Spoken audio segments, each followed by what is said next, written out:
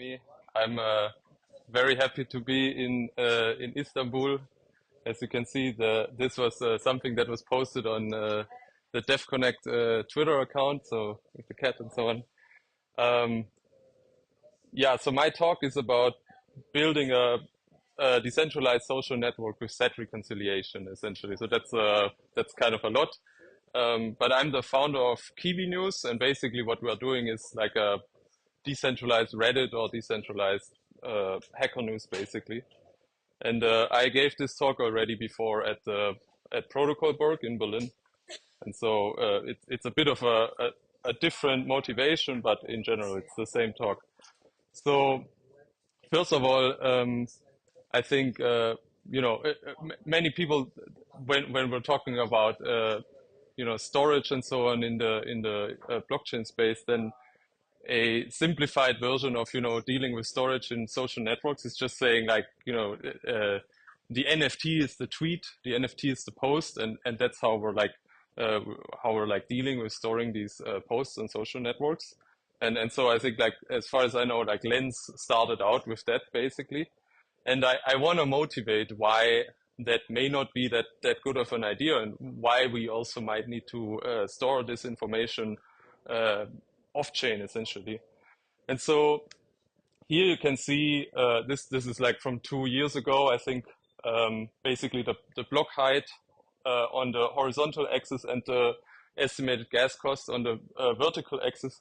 And basically what you can see here is that the noise in the gas pricing was reduced, essentially.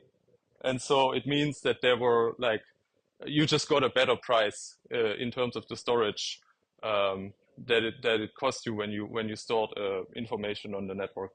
But a problem is that the congestion here is priced really highly. So you can see on all of these red arrows, essentially, is when many people wanted to transact or store, and gas costs rose up a lot. And basically what they are doing is they are destroying, with these very high prices, they're destroying the demands, essentially.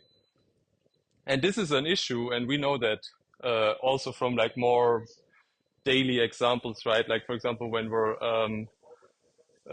sitting in the car and we're like in congested traffic and so on, basically also costs surge because we have to wait for people to for the congestion to resolve and so on. And I mean, it's very similar here in this case. It's just we have like a fixed throughput, and this fixed throughput basically creates like higher costs if there is congestion. However, with these social networks, one of the things is that there is the Metcalfe's law, which is this idea that the more people are on these social networks, the more utility they get, right? So like in the case of the telephone network, if everyone has a telephone, it's actually really useful, whereas if just 2 people are connected, it's not useful at all.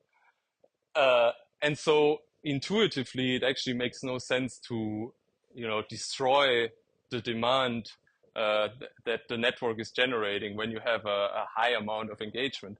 And here you can see, for example, Farcaster's daily active users. And at the point where, for example, Vitalik Buterin joined the network, there was at that time an all-time high in the daily active users. And like, why would you want to pay more to be part of the network at that point? That's actually a good thing, right? That many people are engaging. And then there's another issue, actually, which is this, I mean, I've taken this liberally from, the regular car traffic, but there's this problem of inducing demand where if you decrease the cost of using a utility or commodity, actually what you are doing is you're inviting more people to use this utility. So in the case of like adding a new lane to a highway, well, suddenly maybe you've reduced the costs of standing in traffic every day for 30 minutes. So you actually made the thing suddenly more attractive, which means you're creating demand. And what this can mean is that while you thought, adding another lane would fix the problem, actually now it doesn't fix the problem because you made it also more attractive. So there are even more traffic jams. And I think the I mean, this is a kind of a prediction or a speculation because I think it hasn't happened yet, but I would assume that this also will happen for L2s where we will just find like more use cases. Like, for example, this Ethereum attestation service, if you take the signed statement on chain, I think this would be quite foolish at the moment on mainnet because it's just too expensive. But I think many people are experimenting with this on layer 2 because it's something you can do given the gas cost. And so we can see, I think you can argue that this is kind of like an induced demand use case. And Vitalik also wrote about this in his most recent post, where he said that if we have this spectrum of chains that give you this kind of, they on one side they give you security, on the other side they give you scale. I kind of expanded this gradient a bit more, like because he basically started with like account key stores, high value financial transactions, ENS names, but like for Twitter, we're really just shit posting. So it doesn't really matter if you're like getting a double sprint protection on that or whatever. So that's like all the way to the right, which means that these things have to scale a lot, and they don't have, they're not demanding that much security. And so this is really my motivation why this protocol for set reconciliation is useful. And Farcaster, in case you don't know, it's a decentralized Twitter, but they have introduced me to it with their white paper, and in the white paper there's like a section where they talk about this like set reconciliation protocol, and this is what we are going to learn in this. So if you're paying attention in the next 20 minutes, you should conceptually like understand how they actually do that. And how you can build like a very simple peer-to-peer network on a conceptual basis. So the agenda for today then is really this, like it's what is set reconciliation good for? What are the technical challenges that we have to overcome?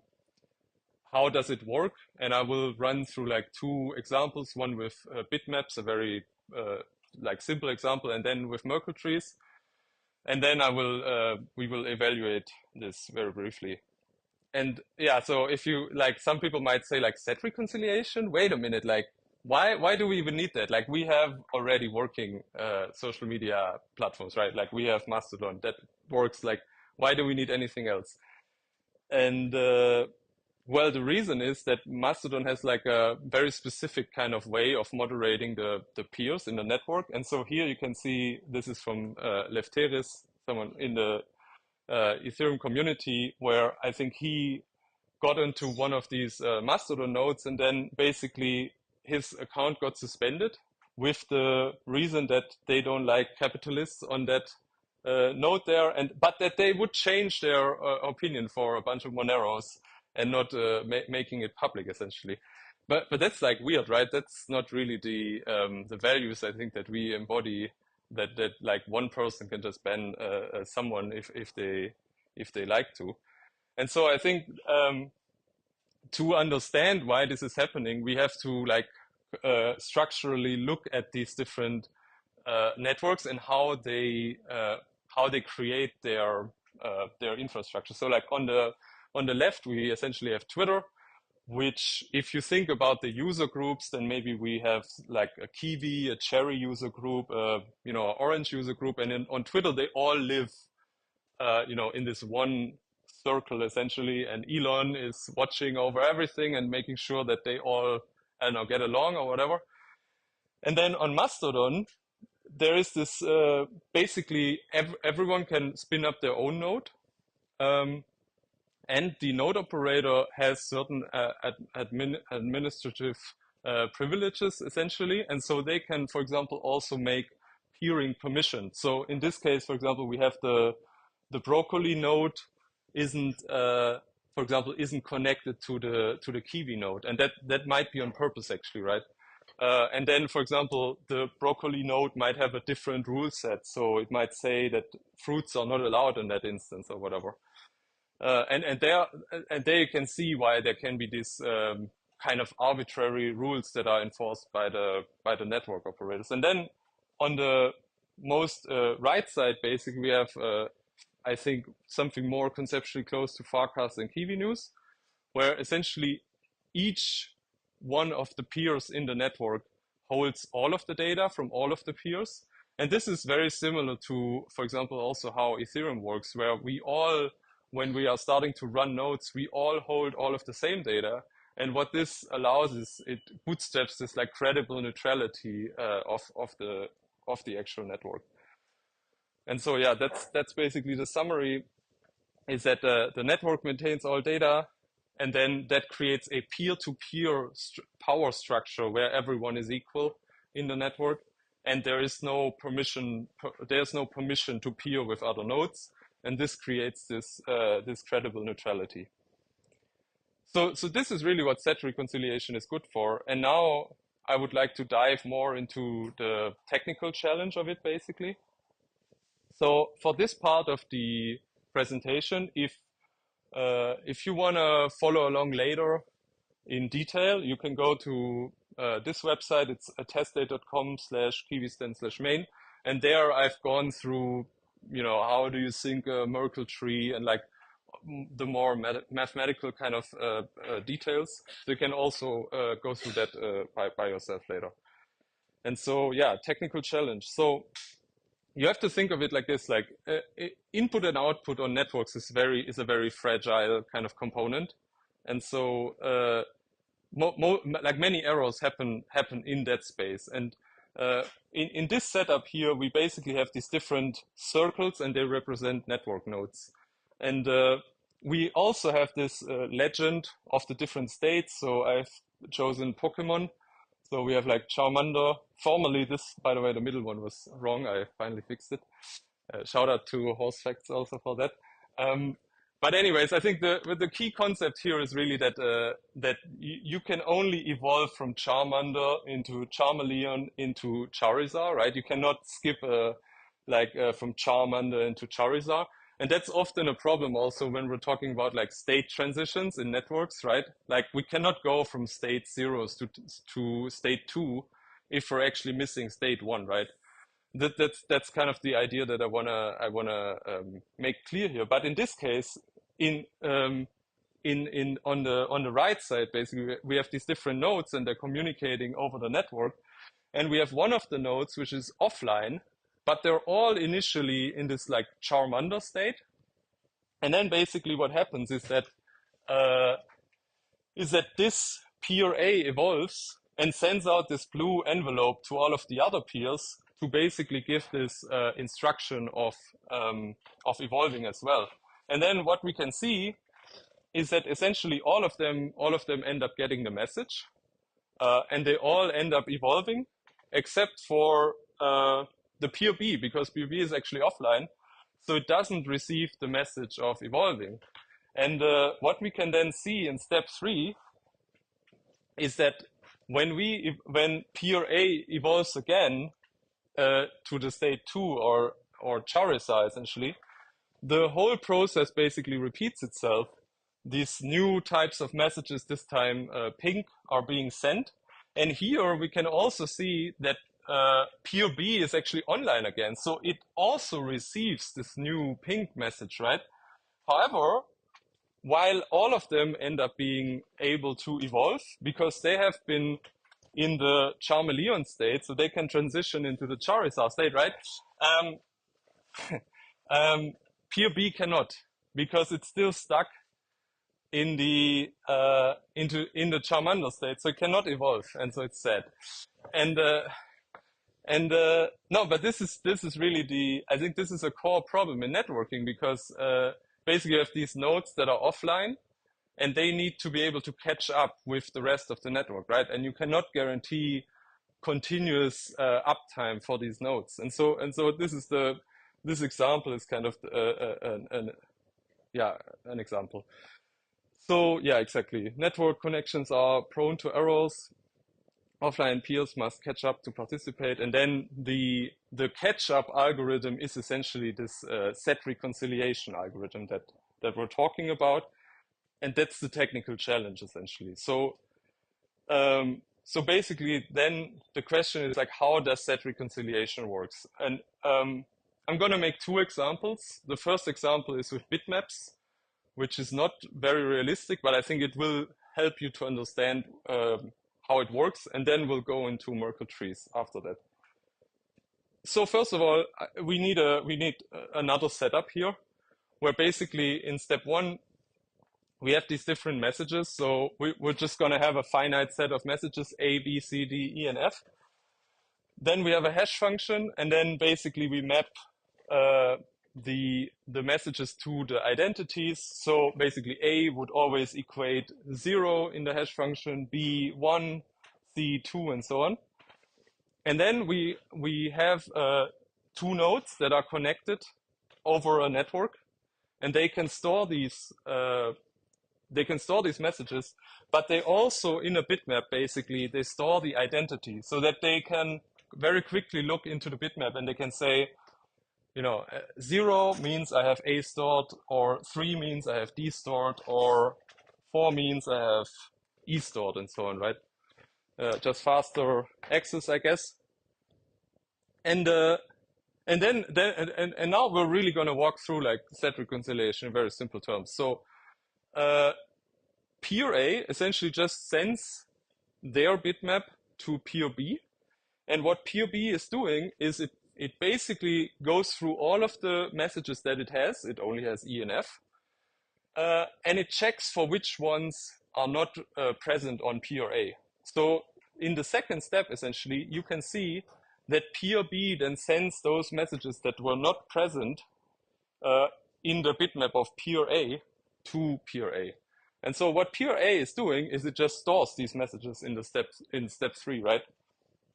And actually at that point, peer A is already reconciled. I mean, we know that because we are looking at the system from like top down, but like the node might not know that, right?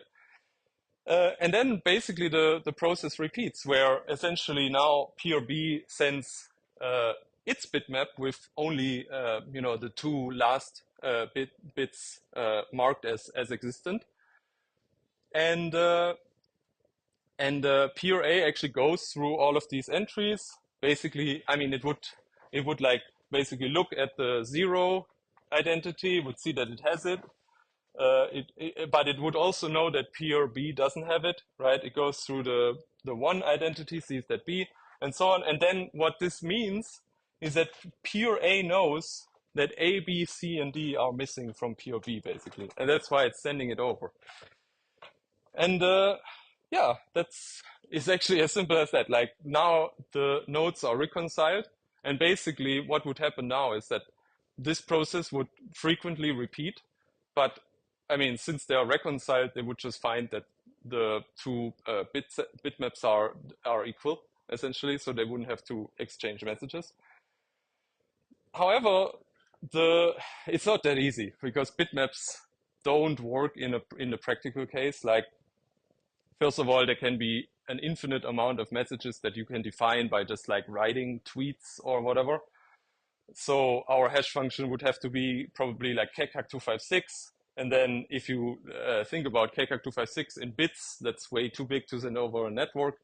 And even if you use something like Bloom filters, for example, then they are non-deterministic essentially, meaning they can have false positives. So you might have to like sync a couple of times actually to make it work. And then there's also a O of n complexity based on the set, because you have to go through each of the bitmaps slots every single time and compare them to your own. So there's not really like any kind of optimization in that data structure that helps you to validate that in a faster way. So therefore, we have to find a solution to make it a bit faster, make it deterministic potentially. And this is where Merkle trees essentially come in. And this is really the kind of algorithm that I think Farcaster and Kiwi News essentially uses conceptually. So in this case, the setup is similar. We also have these two nodes. We have peer A and peer B, and they store these different kind of messages. So we have a bit more messages here. We still have A, B, C, D, and E, and then we're generating the Merkle tree by by you know, like by hashing the data and then hashing these two into the root node and so on. And then for P or B, we have essentially the same tree, but we also have G and H additionally. And so, I mean, as humans, for this small kind of tree, I think we can quite easily see we can easily compare the trees, right? So we can see that basically this like subtree of B1 is included in A. So that one here is here. And then we can also see that A12 and B23 is also the same. And I mean, we can also confirm that by looking at the data itself, right? E and F, and then A, B, C, and D. But how would we do that with computers that are just talking over a network, right? Like, how would we make this comparison? And so, in a way, it's similar to how I described this like problem statement, where essentially you have one node that is always broadcasting its root out to other peers. And in this case, this root message is like 0xUVW. And then for a node that receives the root, but ends up having a different root, here in this case, P or B again, basically what we find is that the trees must be different, right? If the roots are different, root hashes are different, then the tree must also be different. And that's when we're starting to engage in like set reconciliation. And for all other cases, we don't. So as you can see here, there's already one optimization, because if we have the same hash, we don't need to sync, right? We know already that we're good, basically. And so essentially this I mean, this goes back to these trees where basically we have 0xUVW and 0xABC as the root, and so they're different. And that's the first step of the set reconciliation. Actually, it's like here you can see I have showed this basically in this like in this other schematic that we also had for the bitmaps. And what we found is that there's a mismatch between the two roots on level 0 of the tree. And every time we find a mismatch, and this is like a kind of like a label that I'm giving in the algorithm itself, then what we have to do is we have to go one level down, and we have to compare the nodes on the level further down, essentially. So in this case, we have to compare the nodes on level 1. Who is still with me? Show of hands. Kind of. Yeah. I can tell you, it probably doesn't get more difficult than this. Actually, I think that's I think the level of complexity that we'll have. So because basically what is happening now is we're really just repeating that step over and over. We are comparing the nodes that we get from one of the nodes with our own tree, and then we're either labeling them as matching, mismatching, or as missing. So these are basically the rules. So in the level 1 case, okay, basically B sends over these two nodes in this one, and then basically what peer A will do is it will compare.